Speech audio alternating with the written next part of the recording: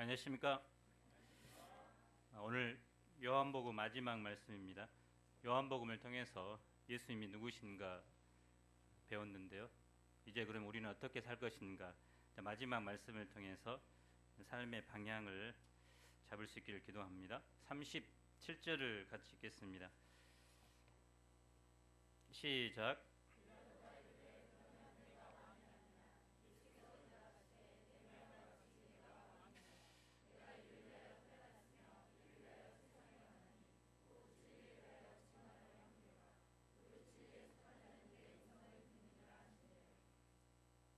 오늘 본문에서 예수님은 종교 법정, 정치 법정에서 3번의 신문을 받습니다.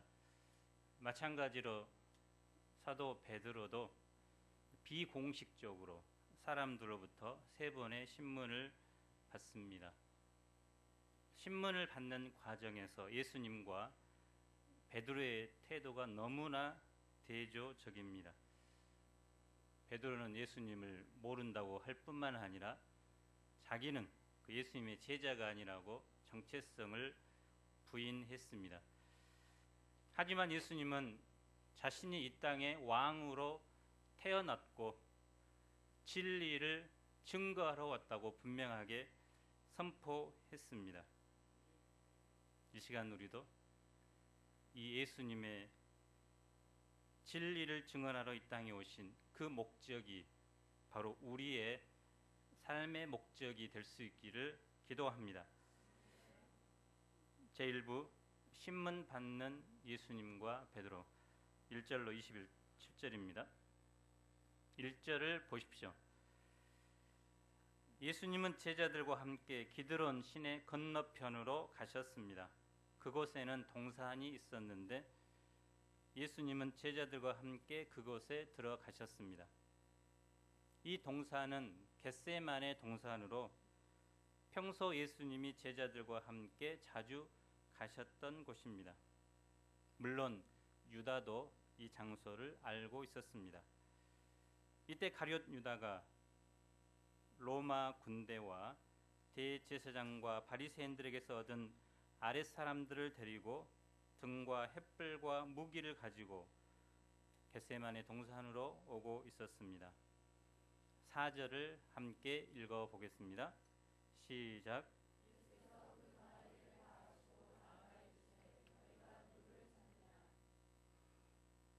예수님은 자신이 당할 일, 즉 앞으로의 고난과 죽음에 대한 모든 것들을 아셨지만 조금도 위축되거나 당황하지 않고 오히려 찾는 그들에게 나아가서 너희가 누구를 찾느냐라고 물으셨습니다. 그리고 나사렛 예수라고 대답하는 그들에게 내가 그니라 I am he 라고 자신을 드러내셨습니다. 이때 그들은 예수님의 위엄과 신적인 권세에 압도당해 뒤로 물러가서 땅에 엎드러졌습니다. 8절을 보면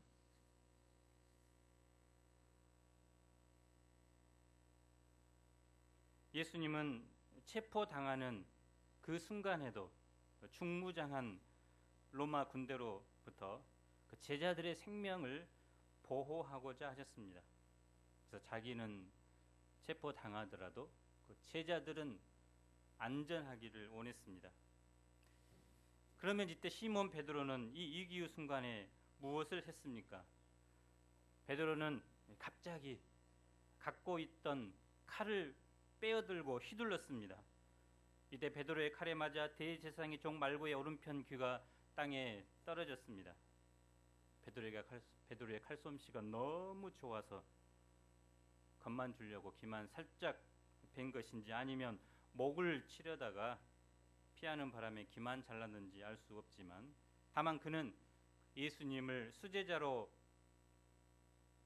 보호해야 한다는 의협심에 불타서 어부 시절 사시미를 뜨던 그 칼솜씨를 발휘한 것 같습니다. 예수님은 이런 베드로에게 무엇이라고 하셨습니까? 칼을 칼집에 꽂으라.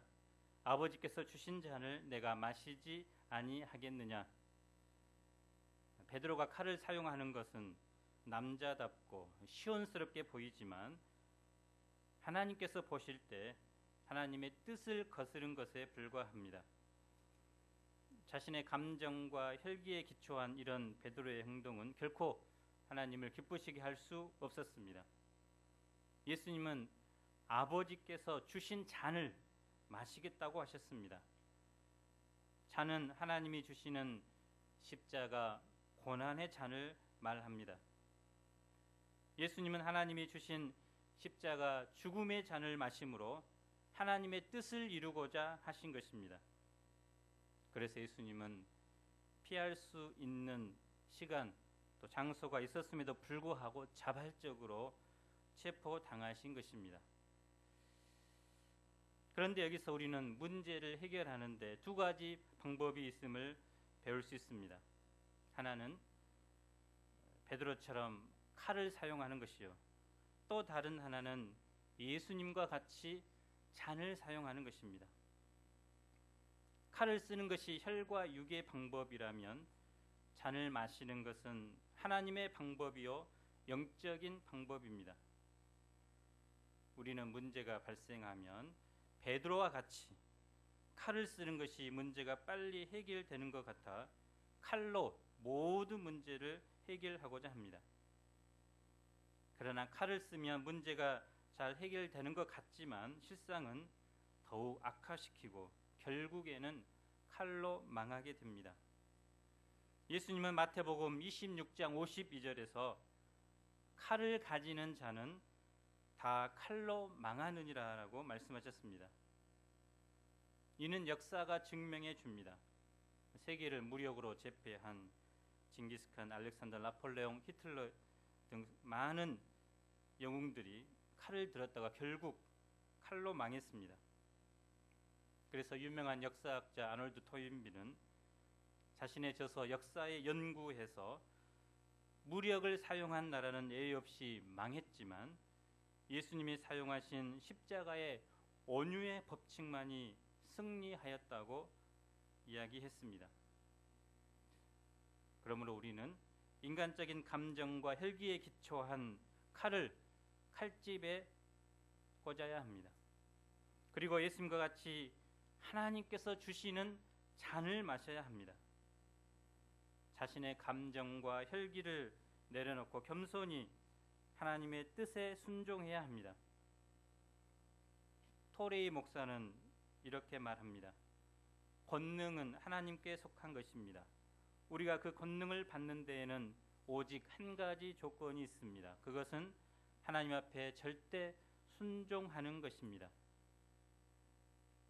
이러한 절대 순종은 근본적으로 하나님을 믿는 믿음에서만이 나옵니다. 하나님께서 살아계셔서 세상 역사를 주관하고 구원의 역사를 이루어 나가신다는 사실을 믿을 때 우리는 자신의 생각과 감정을 내려놓고 예수님과 같이 하나님의 뜻에 순종하여 고난의 잔을 마실 수 있습니다. 12절을 보십시오. 예수님은 체포당하시고 안나스에게로 끌려가셨습니다. 안나스는 그 해의 대제사장인 가야바의 장인으로 실제적인 권력을 행사했습니다. 물론 예수님께서 체포당하시자 제자들은 다 도망갔습니다. 그러나 그 중에 시몬 베드로와 요한은 체포당하신 예수님을 따라갔습니다. 요한은 대제사장과 아는 사이므로 안나스의 집들에 들어갔지만 베드로는 문 밖에 서 있었습니다. 사도 요한은 직업이 어부였는데 여기서도 대제사장의 집에 스스럼없이 들어가고 또 나중에 십자가에서 예수님의 죽는 장면을 다 목격한 것을 보면 또 그가 대제사장과 친한 것을 볼 때 연구가들은 아마 요한이 과거에 대제사장 가문의 물고기를 납품하는 실제적입니다. 중개업자로 보고 있습니다. 그래서 모든 사람 제자들은 위협을 받았지만 요한만큼은 자유롭게 다닐 수 있었던 것입니다. 그런데 베드로는 차마 들어가지 못하고 문 밖에 서 있었습니다. 요한이 문 지키는 여종에게 이야기를 하여 겨우 들어가게 되었습니다. 예수님이 대제사장에게 신문 받기 전 먼저 베드로가 여종에게 신문을 받았습니다. 너도 이 사람의 제자 중 하나가 아니냐? 베드로는 깜짝 놀라서 나는 아니라고 대답했습니다. 그리고 얼른 집 안으로 들어가 종과 아랫 사람들 속에 끼어 함께 불을 쬐었습니다. 한편 대제사장 안나스는 잡혀온 예수님에게 그의 제자들과 그의 교훈에 대해서 물었습니다. 그래서 예수님을 따르는 추종 세력들을 알아서 없애고 또한 예수님을 고소할 제목을 찾고자 하기 위함입니다.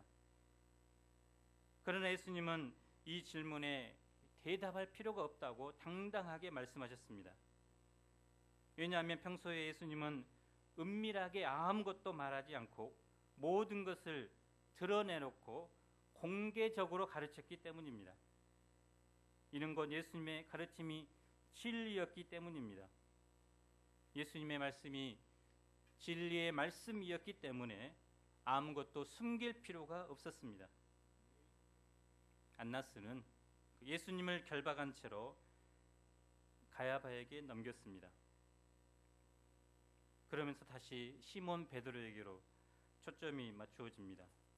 시몬 베드로는 예수님의 신문 과정을 지켜보면서 사람들 틈에 끼어 계속해서 불을 쬐고 있습니다. 그런데 어떤 사람들이 베드로를 알아보고 두 번째 신문을 합니다. 너도 그 제자 중 하나가 아니냐? 그러자 베드로는 이번에도 나는 아니라고 부인합니다. 그런데 무리들 중에 하필이면 베드로에게 귀를 잘렸던 말고의 친척이 있었습니다. 증인이 나타난 것입니다. 그는 베드로를 째려보며 또 추궁합니다. 내가 그 사람과 함께 동산에 있는 것을 내가 보지 아니하였느냐? 마가복음 14장 71절을 보면 이때 베드로는 예수님을 저주하며 부인했습니다. 그가 이렇게 3번 예수님을 부인했을 때 예수님의 애언대로 갑자기 찬 공기를 가르며 닭이 꼭끼요 하고 울었습니다. 베드로는 닭이 울기 전에 내가 3번 나를 부인하리라 하셨던 그 예수님의 말씀을 기억하고 밖에 나가 심히 통곡했습니다. 베드로는 예수님이 체포당하시기 전날 밤에 요한복음 13장 37절에서 이렇게 예수님께 말합니다. 주여, 내가 지금은 어찌하여 따라갈 수 없나이까? 주를 위하여 내 목숨을 버리겠나이다. 이런 베드로가 하루도 지나지 않아 예수님을 3번씩이나 부인한 이유가 무엇입니까? 물론 두려움 때문입니다.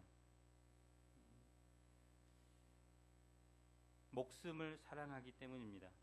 하지만 그 근본 원인은 베드로가 자기의 연약함을 인정하고 기도하지 않았기 때문입니다.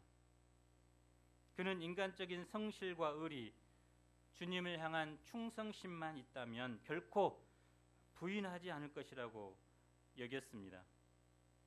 그러나 이것은 자신이 얼마나 연약한 존재고 반면 사탄이 얼마나 간교한가를 모르는 영적 무지에서 나온 생각입니다. 그는 예수님께서 3번 부인할 것을 말씀하시며 그렇게 되지 않도록 미리 마음 준비를 시키셨지만 받아들이지 않았습니다. 예수님께서 십자가를 앞에 두고 땀방울이 핏방울이 되도록 간절히 기도하실 때도 그는 연약함으로 깨어있지 못하고 잠을 자고 있었습니다. 예수님은 이런 그를 안타까우시고 마태복음 26장 40절 41절에서 이렇게 말씀하셨습니다. 함께 읽어보겠습니다. 시작.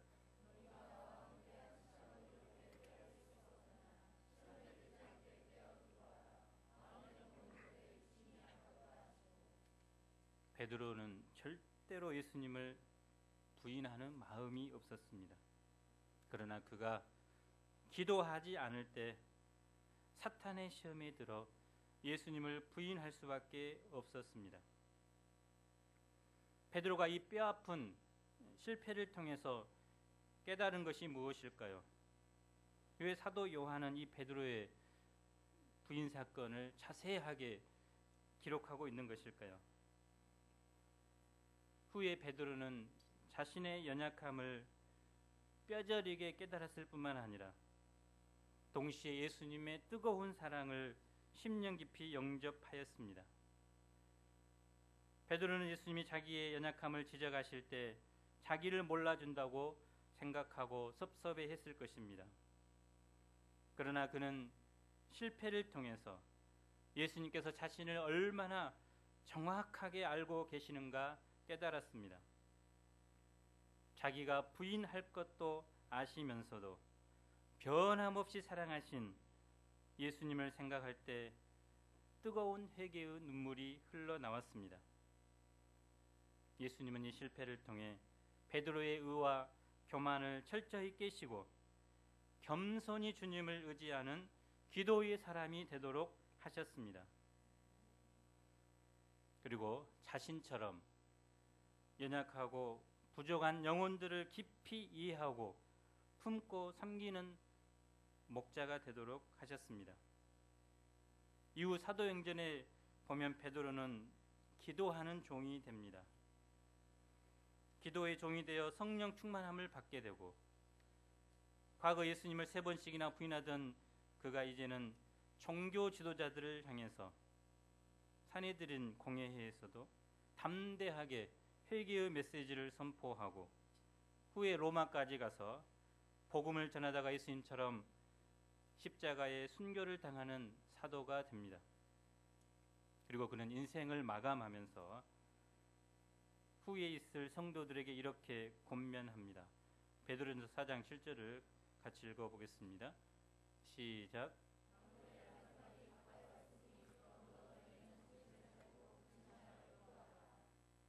이 말씀은 바로 베드로의 삶의 경험을 통한 고백입니다. 만물의 마지막이 가까운 이 시대, 우리가 먼저 힘써야 할 것은 바로 깨어서 근신하고 기도하는 것임을 믿습니다. 제2부 진리의 왕 예수님 28절로 40절입니다. 28절을 보십시오. 종교 지도자들은 예수님을 죽이기로 결의하고 빌라도가 있는 로마 관정으로 끌고 갔습니다. 빌라도가 유대인들에게 물었습니다. 너희가 무슨 일로 이 사람을 고발하느냐? 그들은 대답합니다. 이 사람이 행악자가 아니었더라면 우리가 당신에게 넘기지 아니하였겠나이다. 하지만 예수님이 범죄라는 그들의 고소에는 아무런 근거가 없음을 빌라도는 알고 다시 재차 묻습니다. 이야기합니다. 너희가 그를 데려다가 너희 법대로 재판하라. 하지만 그들은 강력하게 거부합니다. 우리에게는 사람을 죽이는 권한이 없나이다. 이걸 보면 그들은 이미 예수님을 죽이려고 작정했습니다. 사실은 유대인들에게도 사형 집행권이 있었습니다. 하나님을 욕되게 하거나 백성을 잘못 인도하는 거짓 선지자는 돌로 쳐 죽였습니다. 요한복음 8장에서 간음한 여인을 돌로 치려 했던 일이나 사도행전 7장에서 스데반을 돌로 쳐 죽인 예는 대표적입니다. 그러므로 이들은 예수님을 신성 모독죄로 몰아서 투석형을 집행할 수 있었습니다. 그럼에도 불구하고 이들이 굳이 빌라도를 통해서 예수님을 죽이고자 합니다. 이들에게는 예수님을 죽이고자 하는 것도 중요했지만 그 죽이는 방법은 더 중요했습니다. 성경은 그 이유를 무엇이라고 말씀할까요? 32절을 보십시오. 이는 예수께서 자기가 어떠한 죽음으로 죽을 것을 가리켜 하신 말씀을 응하게 하려 함이니라. 어떠한 죽음이란 죽음의 방식을 의미합니다.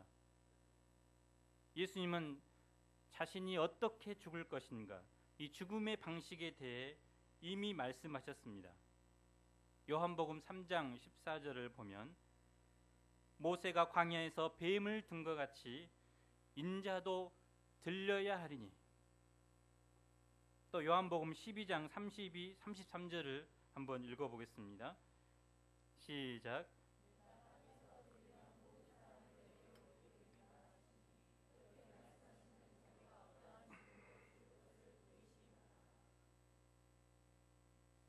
수많은 죽음의 형태가 있을 것인데, 자연사,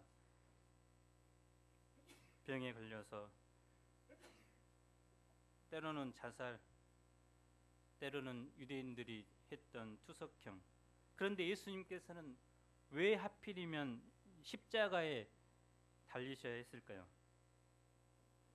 예수님께서는 죽으시되 어떠한 방식으로 죽으시는가가 매우 중요합니다.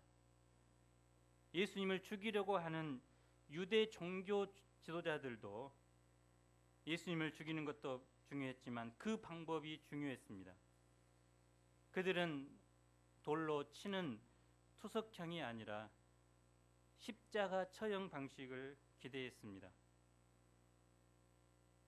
유대인들은 십자가 처형을 하나님의 저주받음의 상징으로 이해했습니다. 왜냐하면 율법에, 특별히 신명기 21장 23절에 보면 나무에 달린 자는 하나님께 저주를 받았음이라라고 하는 말씀이 있기 때문입니다. 그러므로 그들이 생각할 때 예수님께서 십자가 처형을 당하면 바로 하나님의 저주를 받은 사람이 됩니다. 그러면 모든 유대인들 앞에서 예수님은 거짓 메시아로 증명된다고 생각했습니다. 하나님께 저주받은 사람이 메시아가 될 수는 없기 때문입니다. 이렇게만 되면 예수님을 따르던 그동안 수많은 제자들, 추종자들은 큰 혼돈과 해유 속에 빠질 것으로 기대했습니다. 그들이 생각하기에 소위 예수 운동은 종식될 것이라고 기대한 것입니다. 당시 유대인들에게는 의인은 항상 고난받고 참 선지자는 순교당한다는 사상이 막강한 영향을 끼치고 있었습니다. 인기 없던 대제사장 무리가 참 선지자로, 또 메시아로 많은 백성에게 추앙받는 예수님을 돌로 쳤다가는 백성들의 마음 가운데 예수님이 순교한 참 선지자로 각인되어 예수 운동이 도리어 더 활활 타오를 것입니다. 사내들이는 이를 막고자 했습니다. 그래서 그들은 바로 예수님이 로마의 십자가 처형을 당하게 함으로 하나님의 저주를 받고 죽은 자라고 만천하에 공포하여 예수 운동을 단숨에 효과적으로 종식시키고자 한 것입니다. 그러나 여기에 역사의 반전이 있습니다. 하나님은 그들의 악함과 술수를 이용해서 오히려 자신의 방식대로 구속 역사를 이루어 가셨습니다. 하나님은 십자가에 달려 하나님의 저주를 받은 이 예수님의 죽음을 우리 죄인들을 대신하여 저주를 받고 죽는 대속의 죽음이 되게 하셨습니다. 예수님은 실제로 하나님의 저주를 받으셨습니다. 하지만 예수님은 자기 죄 때문에 하나님의 저주를 받으신 것이 아닙니다. 죄인들이 받을 그 저주를 예수님이 대신 받으신 것입니다.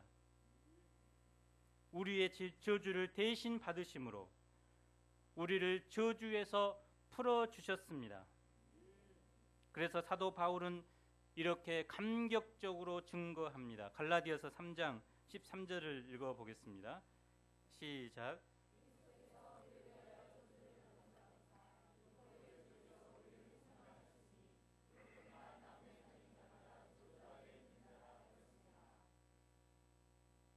하나님께서는 예수님을 십자가에서 저주하심으로 죄인들의 모든 죄를 용서하셨습니다. 이것이 진정한 반전입니다. 그러므로 이 십자가를 믿는 사람들은 이 저주받은 인생에서 축복받는 인생으로 역전됩니다.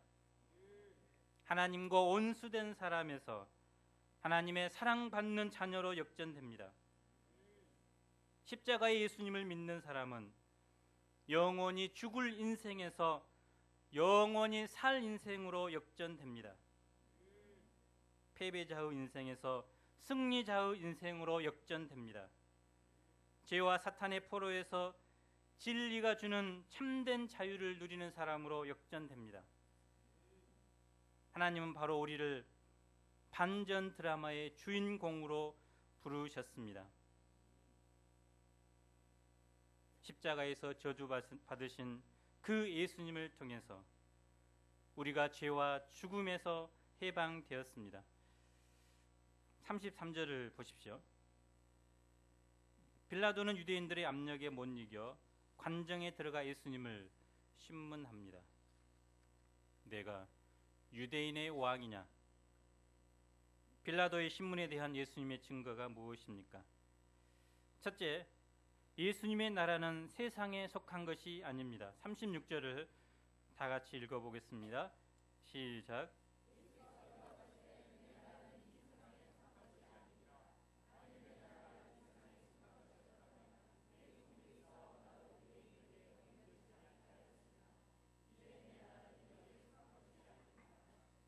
우리는 예수님의 증거를 통해 세상에 속한 나라와 세상에 속하지 않는 나라가 있음을 알게 됩니다.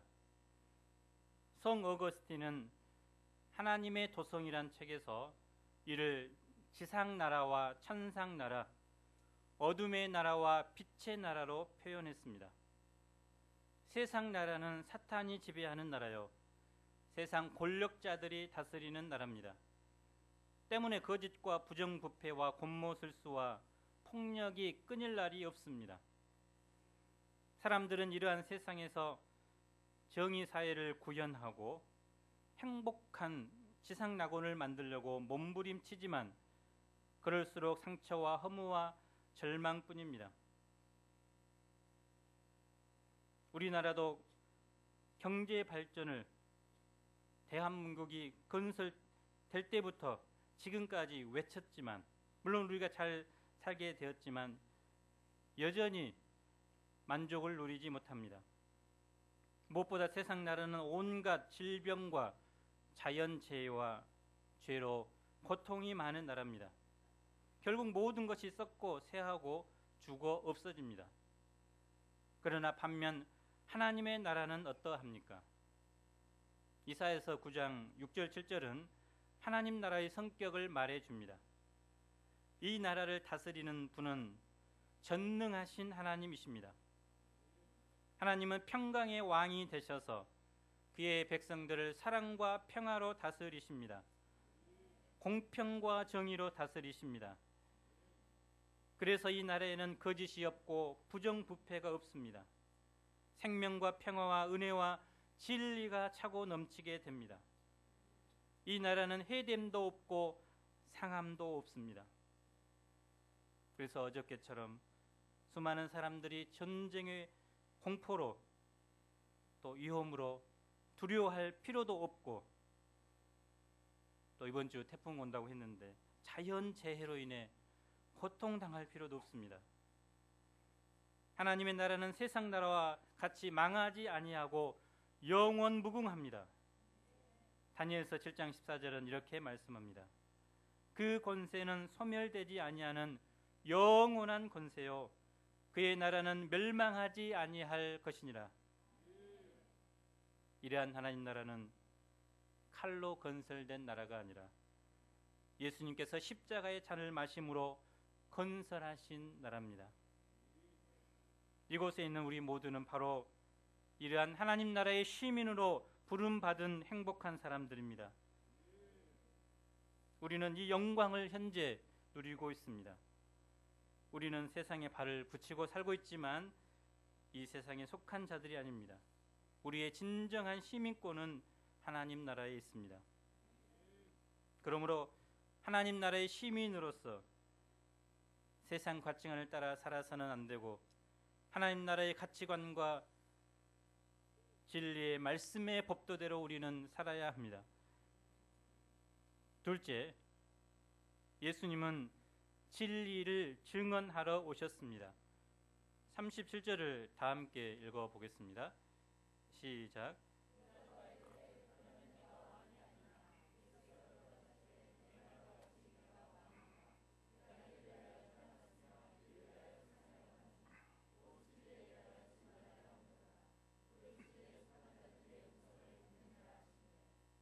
예수님은 자신이 왕으로 태어나셨으며 바로 진리의 왕임을 선포하셨습니다. 이 땅에 진리를 증언하고 진리의 왕국을 건설하기 위해 오셨다고 하셨습니다. 예수님은 이 땅에 오신 분명한 목적이 있으셨습니다. 이 세상은 아담의 범죄 후 하나님을 떠나 멸망의 길을 가게 되었습니다. 하나님의 형상을 잃고 더럽고 추하고 악한 존재의 삶을 살게 되었습니다. 하나님을 떠난 이 세상에는 참된 진리가 없습니다. 예수님은 이런 인생들을 불쌍히 여기시고 이 세상에 바로 이 진리를 증언하러 오셨습니다. 예수님께서 이 땅에 증거하고자 하시는 진리는 과연 무엇입니까? 진리는 거짓된 것과 상반되는 것으로 참된 것입니다. 진리는 보편타당한 의로운 것이며 변하지 않는 것입니다. 진리는 사람들에게 절대적인 가치와 삶의 의미와 목적을 알게 해줍니다. 진리는 사람에게 참된 자유를 가져다 주는 것입니다. 요한복음은 이 진리를 말씀합니다. 8장 32절을 읽어보겠습니다. 시작.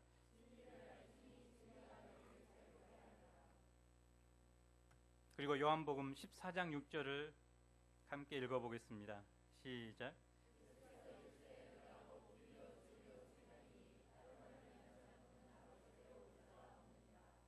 바로 예수님만이 우리를 죄와 사망에서 구원하고 하나님께로 인도할 수 있는 유일한 진리가 되십니다. 예수님은 자신이 진리에 대해 증언하러 오셨다는 것을 말씀하신 뒤에 계속해서 빌라도에게 무릇 진리에 속한 자는 내 음성을 듣느니라고 말씀하셨습니다. 예수님은 빌라도가 진리의 말씀에 귀를 기울이고 진리를 영접함으로 영원한 하나님 나라를 소유하도록 초청하셨습니다. 그러나 그는 인생의 근본 진리에 대해 너무나 영적 소원이 없었고 경솔했습니다. 그는 예수님의 간절한 초청을 묵살하고 조소적인 질문을 합니다. 진리가 무엇이냐? What is truth? 물론 이 진리가 무엇이냐는 모든 철학의 명제이고 또 사람들이 추구하는 것입니다.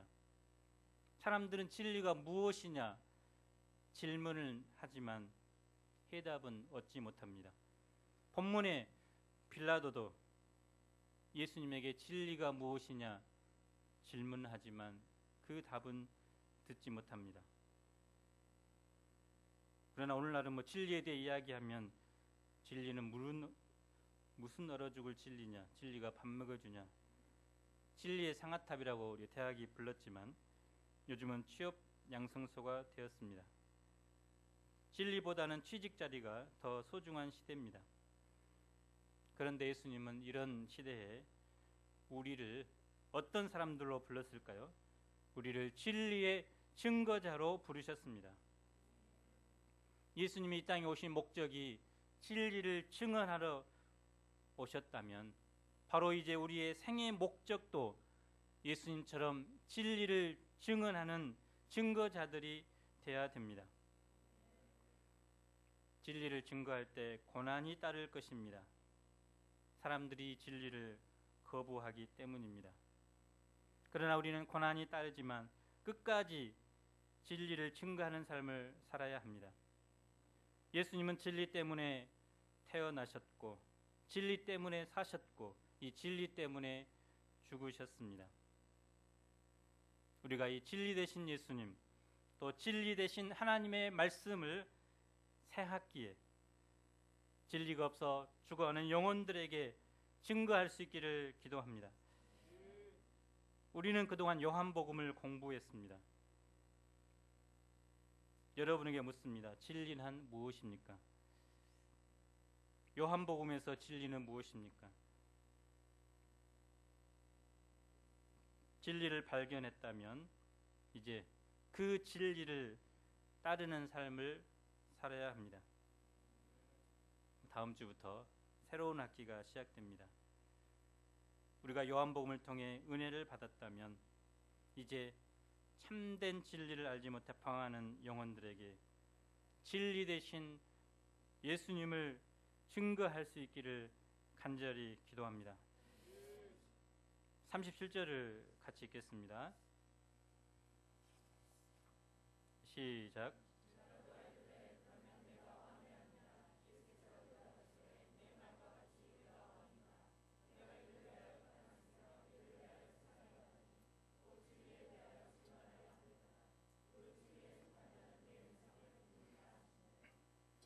거룩하신 하나님 아버지, 베드로처럼 말은 하지만 실제적인 기도를 하지 못할 때 사람들의 신문 앞에 결국 나는 모른다, 예수님을 부인하며 또 자신의 정체성을 부인하며 철저하게 실패할 수밖에 없음을 고백합니다. 그러나 예수님은 종교법정, 정치법정에서 피고인으로 서셨지만 그러나 그들 앞에 당당하게 자신이 왕으로 태어나셨으며 진리를 이 땅에 증언하러 오셨다고 말씀하셨습니다. 우리가 캠퍼스에서, 직장에서 우리의 정체성과 신앙을 묻는 질문들이 있습니다. 우리가 예수님처럼 분명하게 진리의 증거자들이 될 수 있도록 축복해 주시기를 간절히 기도합니다. 예수님 이름으로 기도합니다. 아멘.